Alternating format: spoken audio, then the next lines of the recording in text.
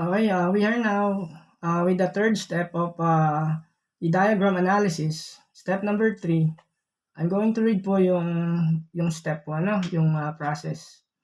Identify any paragraph transition words. These usually appear at the beginning of the sentence or near the beginning of the sentence. If a paragraph transition word exists, then any statements within that sentence that appears prior to the transition words will need to be labeled as an inference statement. Alright? So, yun po yung third step.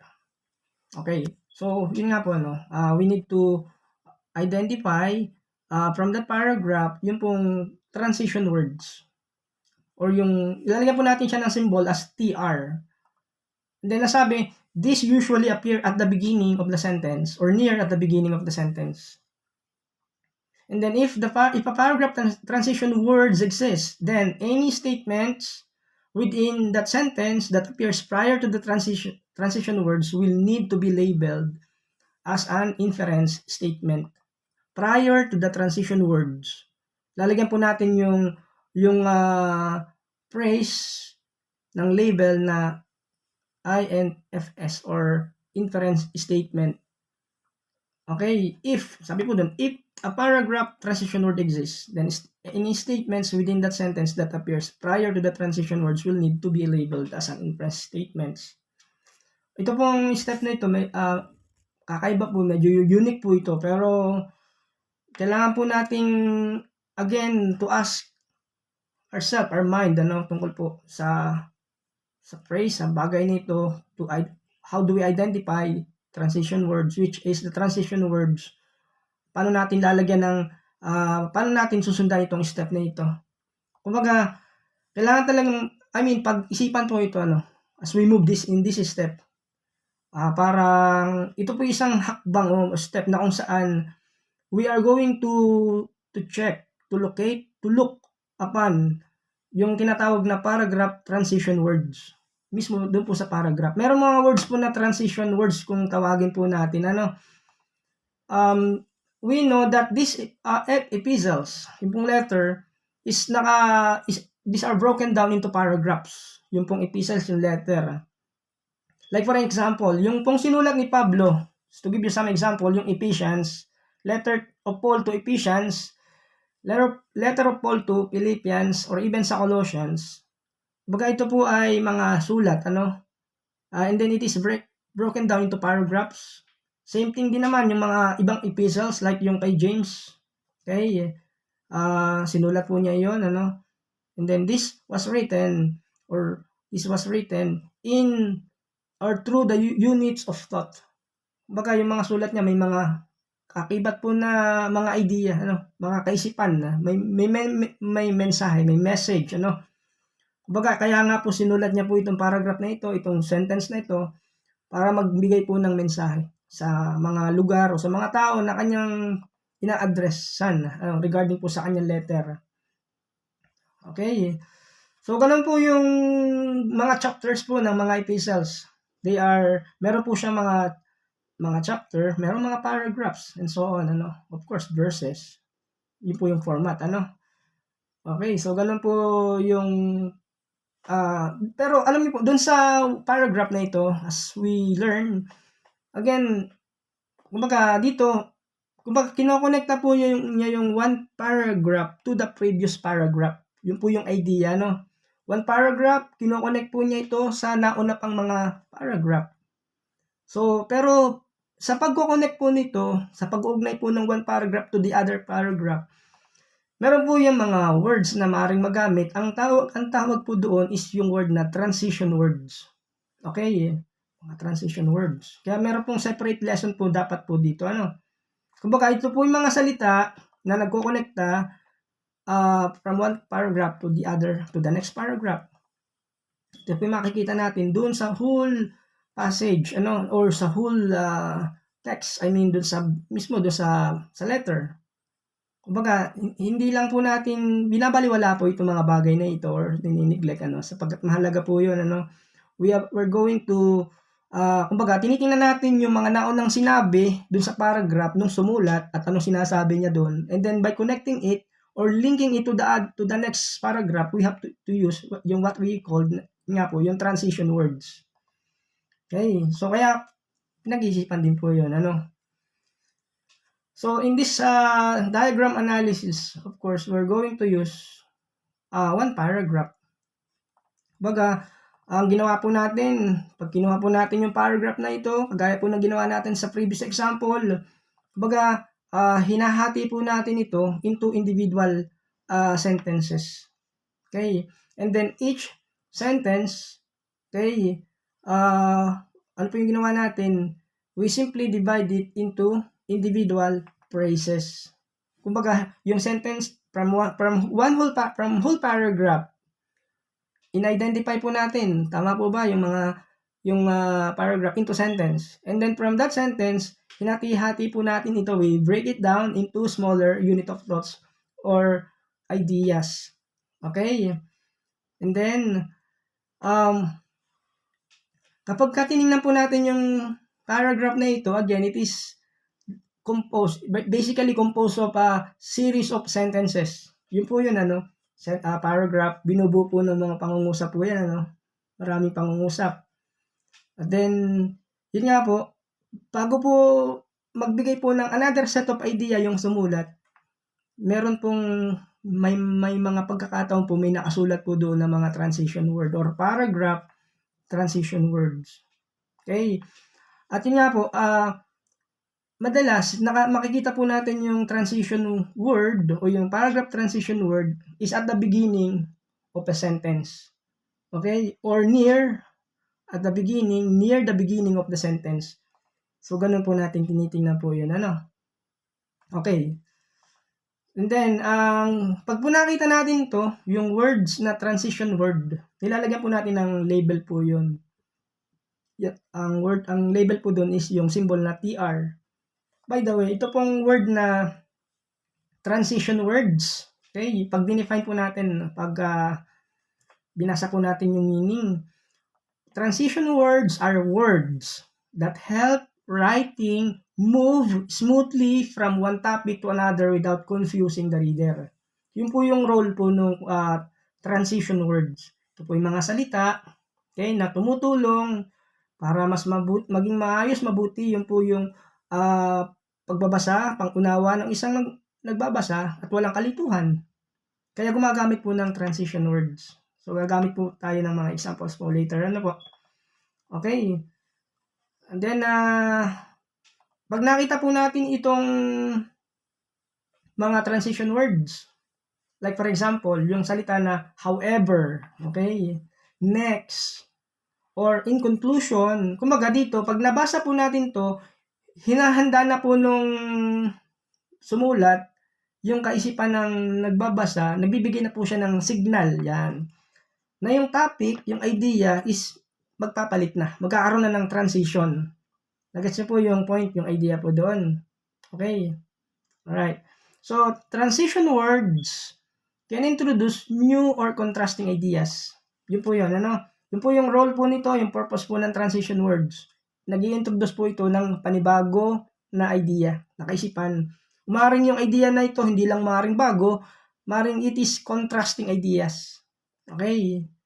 Yung sinabi niya is contrasted naman sa una, for instance. O maring itong idea na ibinigay niya sa kasunod, showing cause and effect relationships.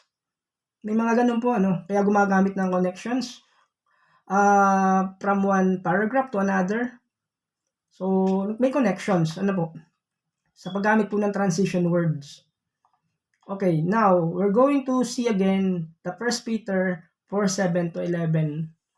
At tingnan po natin doon sa mga sentence na iyon kung nasaan ang tinatawag na transition word. Okay? 1 Peter 4:7-11. Oh, okay. So, the end of all things is at hand. Therefore, be self-controlled and sober-minded for the sake of your prayers, and above all, keep loving one another earnestly, since love covers a multitude of sins. Alright. So, Yun po yung verses, yung passage. Hindi ko na po babasahin lahat. So, doon po, makikita po natin, okay, yung salita po, doon sa, pag tinignan po natin at sentence number 1, okay, from sentence number 2, 3, 4, 5, and 6, wala po doon yung transition words, So, yung transition words po, ay makikita po natin doon sa first sentence, sa verse 7, okay, tingnan niyo po ito. The end of all things is at hand. Yung word na therefore, okay? Be self-controlled and sober-minded for the sake of your prayers. Now, ito pong sentence na ito, again, we break it, hinahati po natin to. Like, for example, in the phrase, the end of all things is at hand. Okay? So, ito po yung ginawa natin kanina is subordinating phrase. Therefore, yung word na therefore is a subordinating phrase. And then yung self-controlled, be self-controlled and sober-minded is a main phrase. And then yung for the sake of your prayers is subordinating phrase. So, pansinin po natin ulit yung nakita po natin dito. Yung be self-controlled and sober-minded, yung main phrase po natin, Okay, so ano po yung nangyari po doon at alin po yung tinatawag po natin na transition word? Yung pong word na therefore. Okay?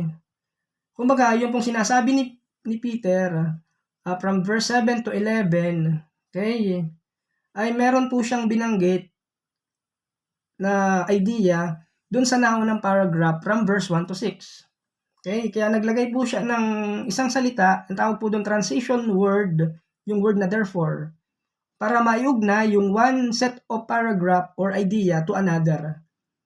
Di nga po ba? Ang sabi po doon sa rules, kung ating pong babalikan, alright, na itong transition words usually appear at the beginning of the sentence or near at the beginning of the sentence. So, there is a transition word exists. Okay? So, ganun po, natin tinitingnan yun, saan nakalagay yung transition word, yung paragraph transition words. At the beginning of a sentence or near the beginning of the sentence. Okay. So, what else is this from, yun nga po, yung word na therefore, yun po yung nagko-connect dun po sa idea ng previous verses from 1 to 6, kinonect po niya yun 7 to 11. From 7 to 11. Kumbaga, siya po yung nagko-connect ng isang paragraph to another paragraph. Ganun po yung purpose po ng transition word. Kagaya po ng therefore, actually marami po yun,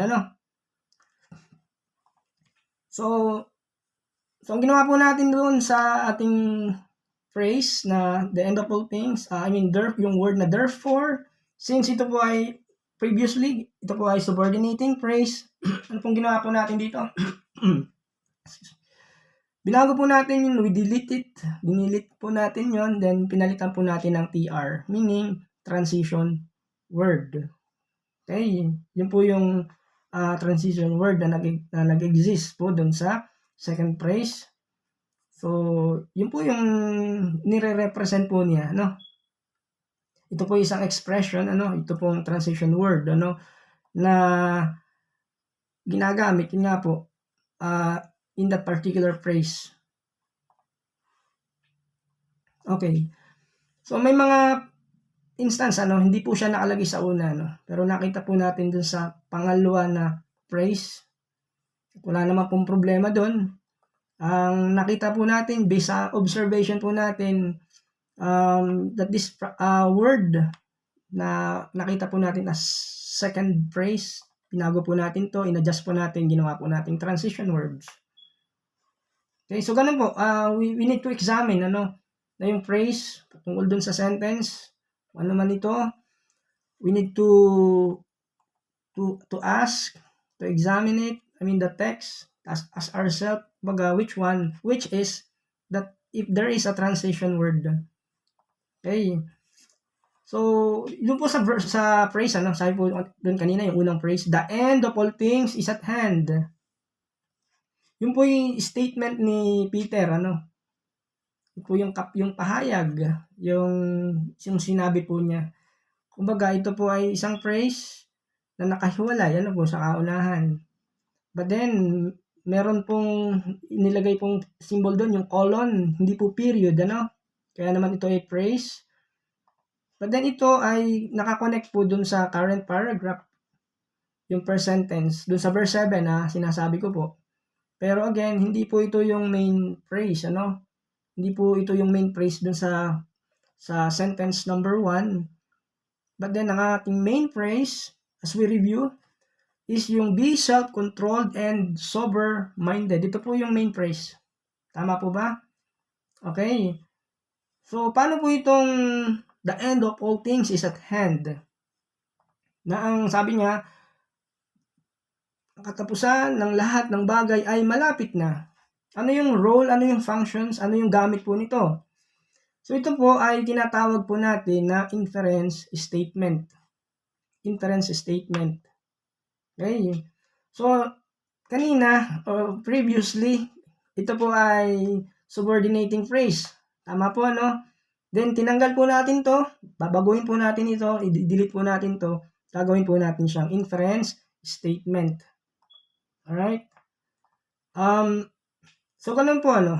Makikita po natin yung kung paano po ito nagkakaugnay-ugnay. Alright? Yung words at yung phrases, isang sentence. Kumbaga, sa process po ng interpretation, ito po yung steps, ano? Kung ano po yung meaning ng passage. At talagang very proper po dapat na kailangan po nating i-identify yung bawat phrase o yung mga phrases na ito within that sentence. Alin po doon yung main phrase? At alin yung subordinate phrases? Okay, so madalas, makikita nyo po yung main phrase. Okay, makikita po natin yung main phrase, pero yun nga po, marami rin po tayo makikita doon sa passage ng subordinating phrase. Yun po yung totoo doon, ano? At kapag nakakita naman po tayo ng, halimbawa, ng transitional words doon sa paragraph, sa passage, okay? So, ginalagyan po natin ng symbol po yun na TR. Tama po ba? Transitional words. And then, yung paragraph transitional words at yun nga po yung inference statement. Normally, makikita po natin yung inference statement before ng transition words. Okay, doon sa paragraph. Yun po yung base po sa example natin, yun po yung nangyari po, yun po yung nakita po natin doon sa passage, ano? So again, we need to properly identify each phrase.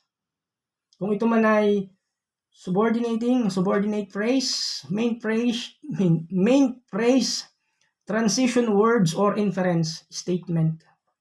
Okay? So, hindi tayo maaaring magkaroon ng inference statement. Hindi po pwede yun.